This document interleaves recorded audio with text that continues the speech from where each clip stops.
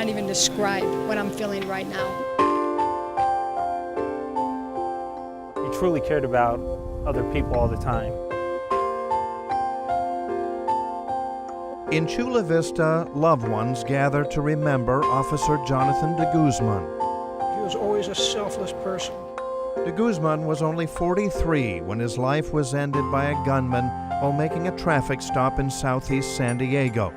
But it was a life lived full. We lost a terrific man who served our city well.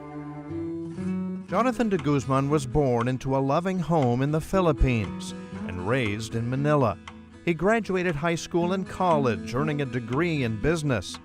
His family, dreaming of a better life in the U.S., moved to Los Angeles, where Jonathan celebrated his 21st birthday in his newly adopted country. Jonathan de Guzman was determined to succeed.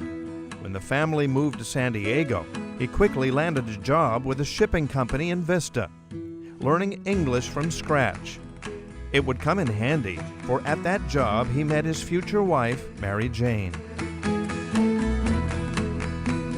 Jonathan and Jane, as he called her, were soon married, settling in Chula Vista, raising two beautiful children, Jonathan Jr. and Amira. In 2000, Jonathan joined the San Diego Police Department. David Bejarano was chief at the time and remembers swearing in his new recruit. I presented with this badge, so you feel that connection, that bond. Between his family and the force, de Guzman had found his calling.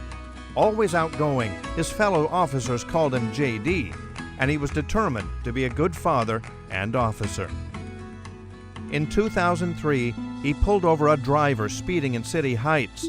He was about to issue a warning when the driver, Carl Thomas Thompson, jumped out swinging a knife. De Guzman was stabbed in the arm but managed to subdue the man. Thompson was put away, and de Guzman later received a Purple Heart for his bravery. Despite his injuries, de Guzman wanted to do all he could to help keep his community safe. He decided to take on one of law enforcement's most dangerous jobs, joining the elite gang suppression unit, patrolling San Diego's most crime-ridden areas.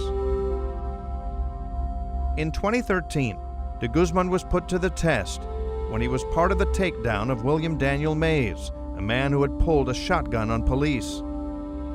But de Guzman's best work was not always in front of the bad guys. At schools, in the neighborhoods he protected, de Guzman would often speak to kids in classrooms about the dangers of the streets and the importance of being good citizens. Along with his wife, he was a loving and giving parent who loved country music, boating on the river, and playing Game of Thrones with his kids. He was involved with their school activities, helping out every chance he got, always giving to others, a trait Jonathan learned early in life. His mother shared with me a story about him, about his kindness. Came home one day without his shoes. He asked, Jonathan, what are the new shoes I just bought you? His mom, I gave it to a child who needed it more than I did. In 2016, Jonathan de Guzman received the department's Medal for Meritorious Service, service that far too often requires facing the ultimate danger. On the evening of July 28, 2016, de Guzman and fellow officer Wade Irwin were shot at point blank after stopping a car in the Southcrest area of San Diego. Irwin would begin to recover. De Guzman would not, passing away that night at Scripps Mercy Hospital. Around San Diego, fellow officers pay their respects. At Corpus Christi Catholic Church in Chula Vista, where Jonathan and his family serve, loved ones pray.